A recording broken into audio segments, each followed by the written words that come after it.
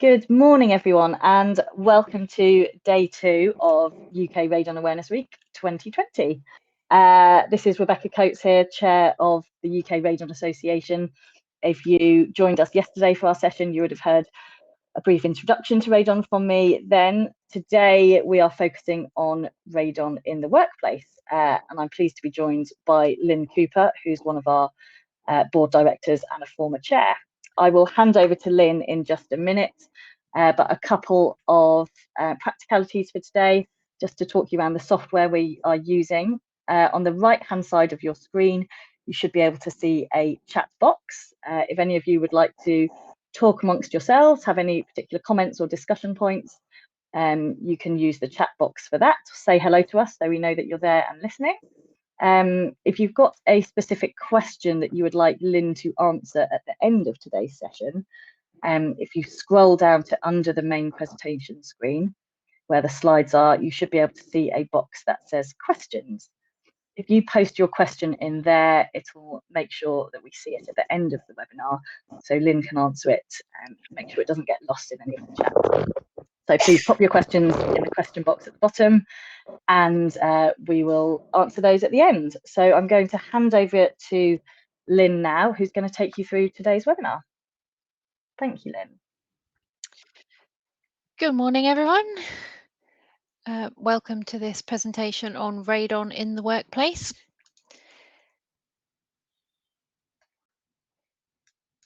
My slide changes seem a little bit slow. My name is Lynn Cooper. I'm a director and former chairman of the UK Radon Association. I'm also a radiation protection advisor at Cavendish Nuclear.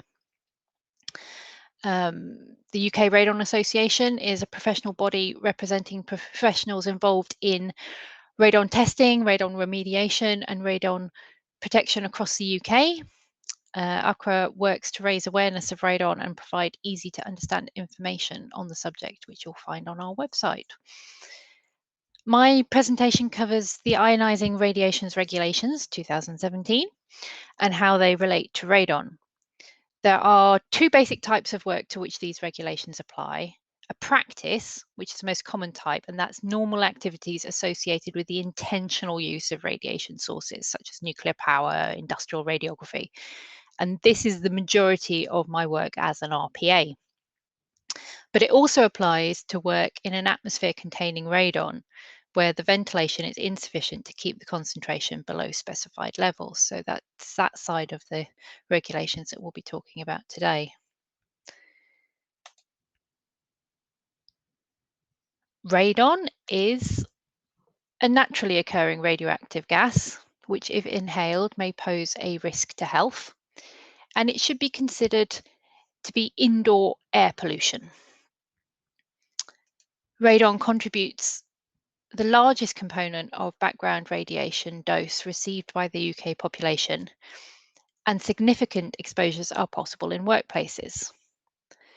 The majority of the radon gas that is inhaled is then exhaled, and therefore doesn't present a significant radiological hazard. However, the decay products of radon, what we call radon daughters, can attach to dust or water droplets, which can then in turn be inhaled and become lodged in the lungs and airways. And these radioactive daughter products decay, emitting radiation, which can cause damage to the cells in the lungs and throat. So radon is the second most important cause of lung cancer after smoking. Radon is much more likely to cause lung cancer in people who smoke or who have smoked in the past than in lifelong non-smokers. However, it is the primary cause of lung cancer among people who have never smoked.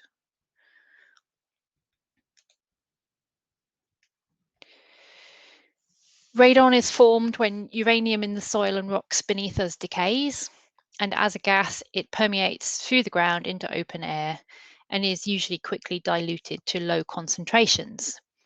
However, if it rises into a building, it can become trapped and build to dangerous concentrations. Inside buildings, the air pressure tends to be lower than outside, so radon is drawn in through gaps in the floor. Radon can build up in confined spaces, particularly underground, such as mines or basements, or in poorly ventilated areas. High concentrations can also be found on the ground floor of buildings, as radon originating from the bedrock, or in some cases construction materials such as concrete, which themselves contain naturally occurring radioactive material, and it can enter through cracks and gaps in the floor. It is also generated from radium luminized articles such as watches and dials. And in workplaces such as offices, where normal hazards are low, PHE tells us that radon can be the largest occupational health risk.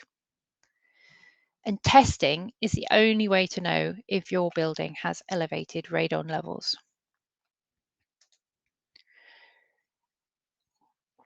The ionizing radiations regulations apply if radon is present above the reference level of 300 becquerels per meter cubed. But if you don't look, you won't find. So what requires us to look?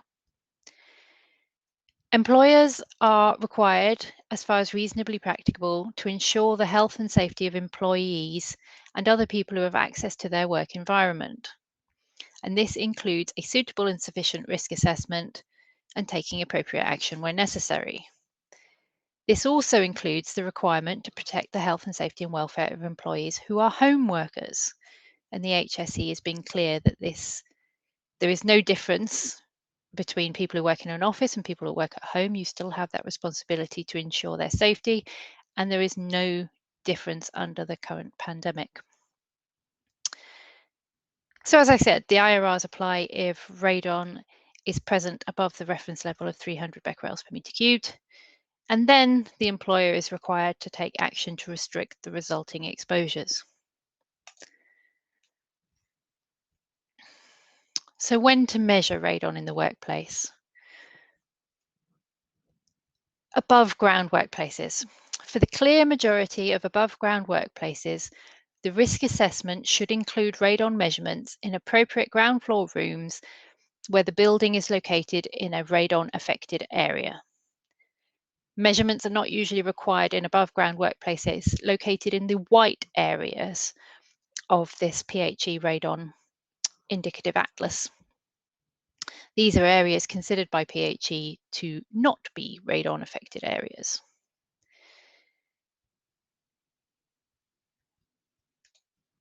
You also need to test in below ground workplaces. The HSE guidance states that for occupied below ground workplaces, that is occupied for greater than an average of an hour per week, or those containing an open water source, the risk assessment should include radon measurements. And this applies to all below ground workplaces in the UK, irrespective of the above ground affected area status. So let's just have a look at that map again.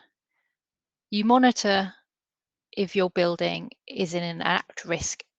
You definitely need to monitor if your building is in an at-risk area. You might also want to monitor even if you're in the white areas. But that's something to consider in your own risk assessment.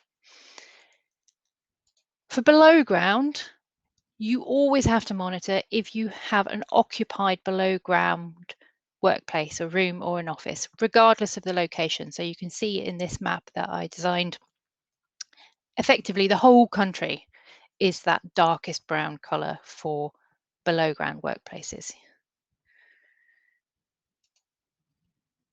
How do we tell whether a building is considered below ground? As radon is produced from the radioactive decay of uranium, which is found in the rocks and the soil, the greater the contact a room has with the surrounding soil, the higher the likelihood of finding elevated levels of radon. So this is why underground workplaces should be monitored, even if they're not in a radon affected area. So to assess this, we would look at whether there are walls in contact with soil, and if there are, then it is considered below ground. So this room on our profile here is clearly below ground, but so are these two because they have walls in contact with soil. and that makes them below ground workplaces.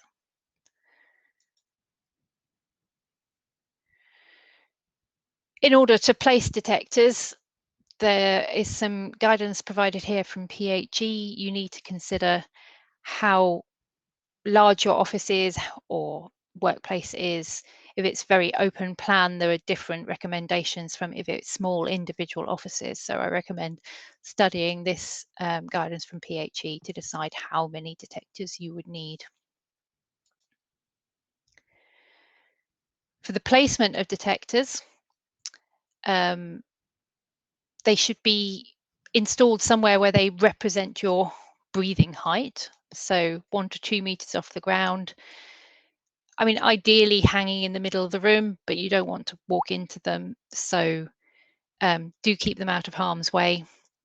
Shelves, notice boards can be quite useful for this. You can place them any way up, and you do need to leave them in situ for 3 months.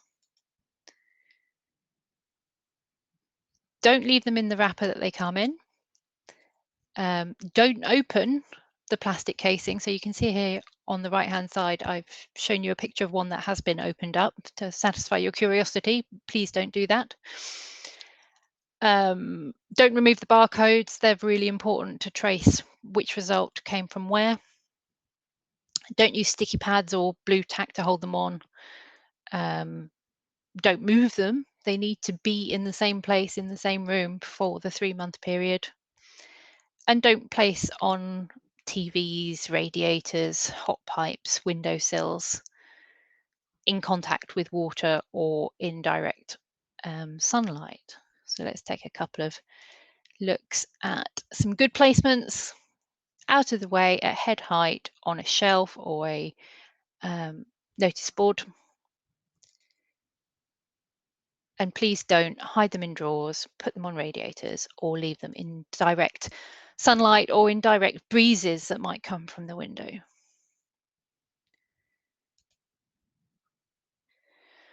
What do you do if you find that the reference level is breached? I'd recommend consulting an RPA. You are absolutely required to notify the HSE. And you should install a mitigation system, or if that cannot be done, then enforce management controls to reduce the exposure to the workforce. And you need to arrange remonitoring in due course. So notification is the only part of the regulations which apply if you immediately and successfully mitigate. It's an online form. If you have multiple sites, you only need to apply once.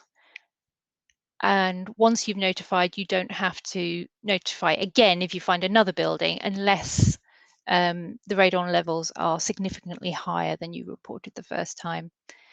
There is no carryover from the previous ionizing radiations regulations from 1999. So if you have a radon affected building that was notified under those regulations, you need to notify again under these. And there's the link.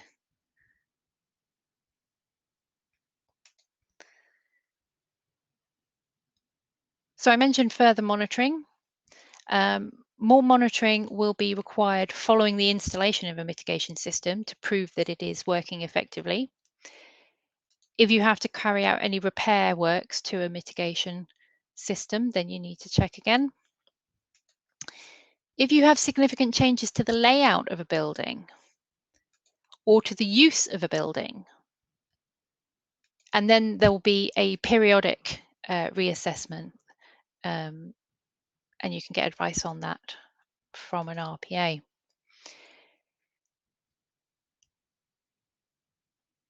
If the results are above the reference level, you need to continuously monitor the levels of radon unless you're actually installing mitigation works, because you need to take those measurements from after the mitigation is working properly. And PHE advises that if there is a radon reduction system installed to reduce those high levels of radon, then you want to be sure that those systems haven't failed, and therefore radon levels should be checked annually if you have a mitigation system. And HSE advised that where radon levels were found to be significantly less than the reference level, the period of re-measurement might be of the order of once every 10 years. And if they're slightly below the reference level, then less than 10 years. And there's some judgment to be put in place there on exactly how many years you might want to make a judgment on how close you are to that reference level.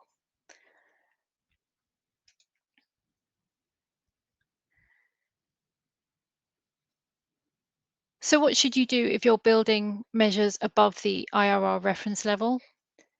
The IRRs clearly state that the first action employers should take to reduce doses to their employees is by means of engineering controls. And for radon, this means installation of mitigation systems. And you should urgently consult a specialist radon remediation contractor. Supporting systems of work is something that can be implemented if you can't mitigate.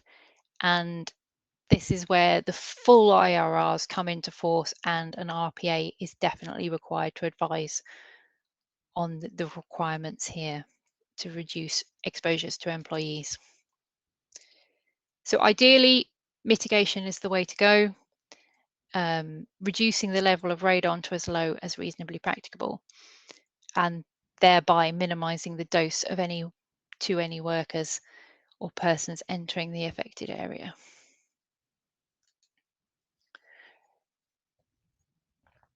But what if mitigation is impracticable?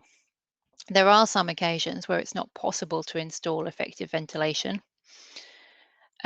For example, security departments in banks can get a bit upset if you want to drill large holes in their vaults. Now, sometimes mitigation is possible in bank vaults, sometimes it isn't. So if it is impracticable to do, then the measures that must be taken under advice from an RPA will include, but are not limited to, the full implementation of IRR 17. And that requires the formal appointment of an RPA. You'll need a radiation risk assessment, restriction of exposure so far as reasonably practicable, which is basically restricting access if you can't mitigate. And the risk assessment may identify the requirement for the designation of supervised or controlled areas, and they need local rules, so you know how long you can be in there and who to contact and so on, written arrangements, and you'll also need a radiation protection supervisor to enforce these. If the management of staff doses is to be on a permanent basis and access to the area can't be avoided and a mitigation system is not going to be installed, it may also be necessary to designate some personnel as classified persons. And the designation of staff as classified persons would in turn generate further management requires in the form of ongoing dose assessments and annual medical checkups. And of course, the staff at the premises should be provided awareness training, which is suitable and sufficient for them to understand the risks, the precautions, and the importance of compliance.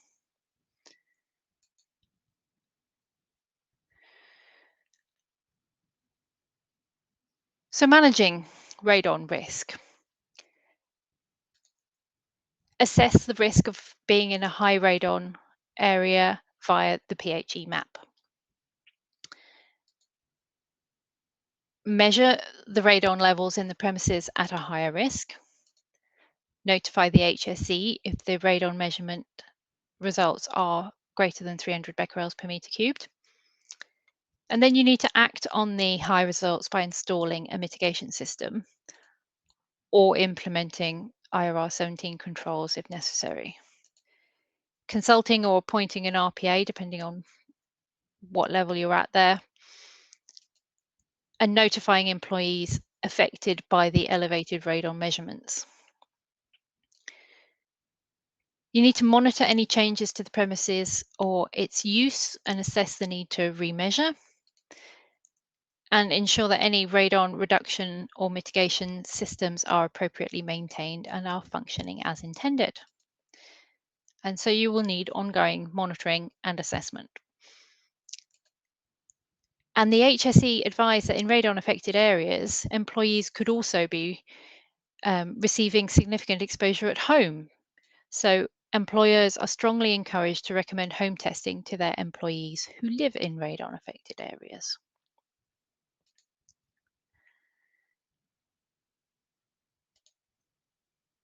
So check your risk level on the PHE's radon map. The only way of knowing is to measure. And in most circumstances, if the levels are above the reference level, you should mitigate.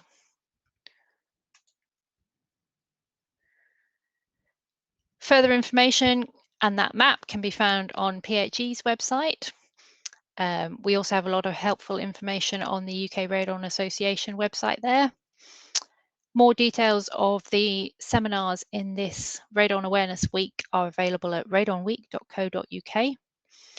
And as soon as we can, given the current requirements of the pandemic, we will organise another UK Radon Symposium, and details will be up there just as soon as we have some clarity on that. So thank you very much. I hope you have some questions. Much, Lynn, for that really informative run through this morning. We do have some questions. I'm going to start with the ones that are in the question box, and then I know there are some more in the chat box to go back to as well. So the first question I've got here from Laura is, can you please point me in towards the HSE regulation underlying that home workers are no different to office workers? Is that stipulated in an actual document somewhere that we can link to? They have a website. I can find the link. I don't know whether we can share links later or something on the certainly website. we can add a comment to this with a link in. Yeah, there is an HSE guidance web page that says employers have the same duty to consider the health and safety risks for people who are working from home. Brilliant. And that now also says that COVID is no different. Great. I've added a link here that might be the one, but Lynn might have a separate one to answer to add later as well. Okay, next question we've got from Geffin. With regards to notifying HSE online, do we need to tick the classified worker box if staff are exposed to periodic exposure to environments with high levels? Not necessarily. Notification is usually because you found high levels and you're about to mitigate and you're going to remove all the radon, so you won't be going into that full IRR thing. If you're going to have classified workers, you will know about it, and you probably work in a mine or a cave. Talk to your RPA to be sure, but I doubt you would be ticking that box. Okay, and another question from Geffin. If an area is found to be just above the 300 becquerel per meter cubed threshold, but it's occupied infrequently, so an annual dose is highly unlikely to exceed 1 millisievert, such as a cellar, which is infrequently visited, do we need to notify HSE, and do we need to follow the IRR 17? Yes, if you've measured it to be higher, then you will need to notify. In terms of dealing with it after that, then occupancy, if you restrict occupancy, so you ensure that it is entered very infrequently, then you could manage it like that rather than mitigation. You would need to appoint an RPA and deal with the whole of the IRR implementation. You will need local rules and an RPS to make sure that is the case.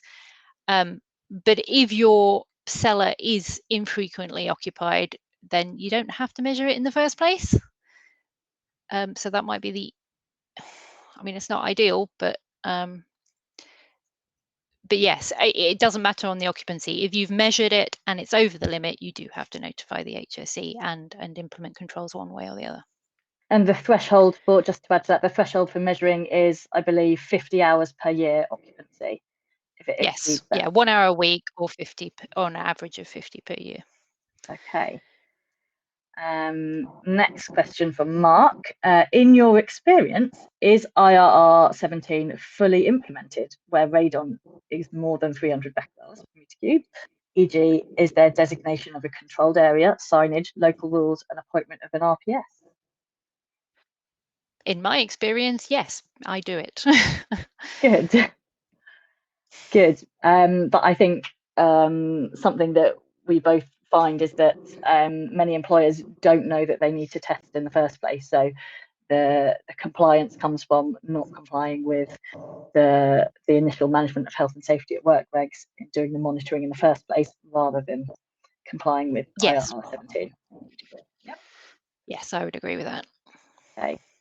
Right, we've got a few bits of conversation and questions that have come up in the chat box. So I'm just going to scroll through there.